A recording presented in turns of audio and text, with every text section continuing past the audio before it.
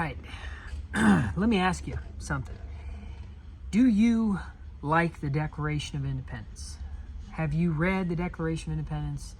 Do you like men like George Washington? Do you like the U.S. Constitution? Do you think these documents are important, that they need to be preserved, and they need to be looked at and examined and admired for what they produced?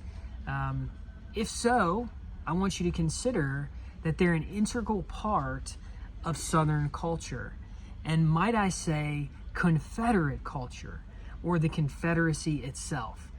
Now, if you'll think about something, George Washington, Thomas Jefferson, James Madison, Patrick Henry, many others, these were agrarian Southerners that produced these things.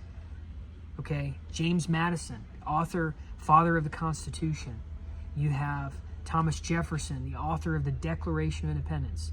You have America's first president, George Washington, who commissioned his friend William Rawle, by the way, to write a review of the U.S. Constitution, which William Rawle's work, A View of the Constitution, supported state sovereignty. That's another little side fact to know about. And also Patrick Henry, who many claim is the man who really started the American Revolution.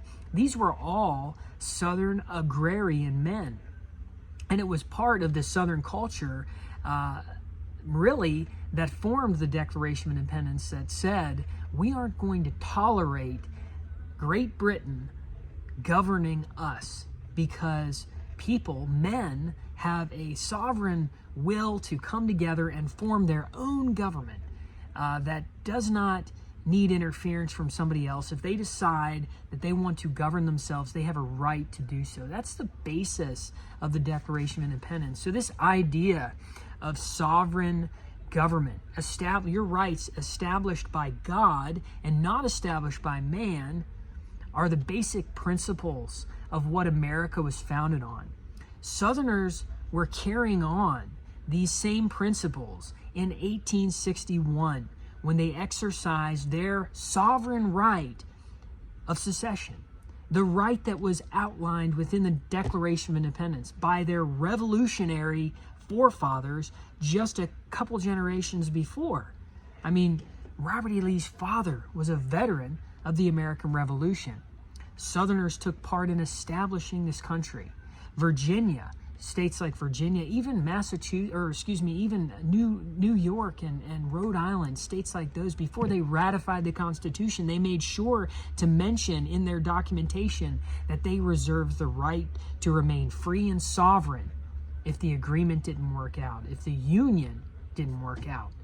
But anyway, to move on to my point is that this idea of American freedom and government really was established integrally by Southerners, and they carried that same spirit on into the 1860s.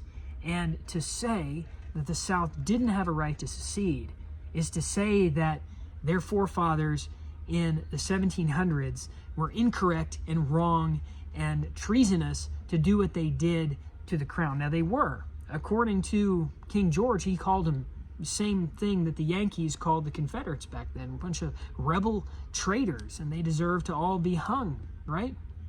That's what they called us. But guess what? America was founded on those principles, and that was precisely the same spirit that the Confederacy was embodying in 1861.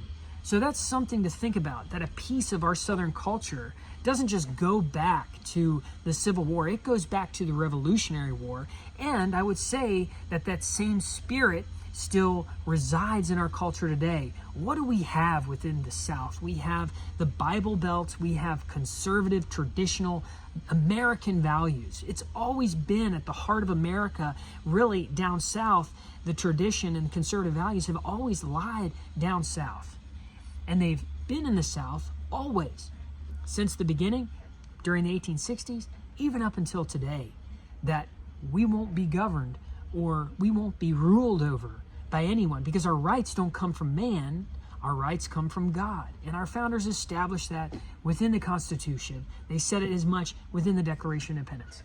So when you think about Southern culture, remember that Southern culture and Confederate culture is very rich, and the roots go all the way back to the American Revolution.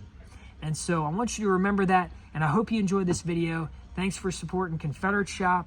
I hope you enjoyed it.